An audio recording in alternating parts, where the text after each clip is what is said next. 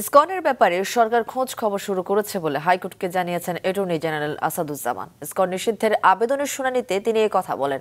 সকালে বিচারপতি ফারাহ মাহবুবের বেঞ্চে বেশ কয়েকটি পত্রিকায় সংবাদ নজরে এনে ইসকন নিষিদ্ধের আবেদন করেন এক আইনজীবী।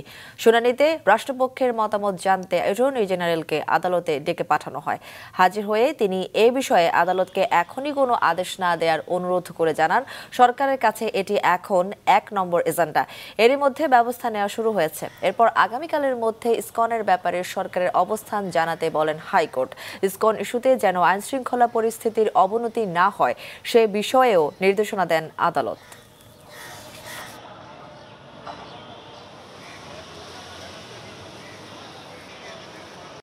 এই সংগঠন রেজিস্টার্ড কিনা, এই সংগঠন নিষিদ্ধ হবে কিনা, এই সংগঠনের বিরুদ্ধে কী ব্যবস্থা নেওয়া হবে, এই সংগঠনের অস্তিত্ব কী, এই সবগুলো বিষয় সরকারের পলিসি ডিসিশন এবং সরকার এটা খোঁজখবর নিয়ে যথাযথ আইনিভাবে এটাকে দেখবেন। সব কিছু আদালতের সামনে এসে সুমোটো নিষিদ্ধ করতে হবে।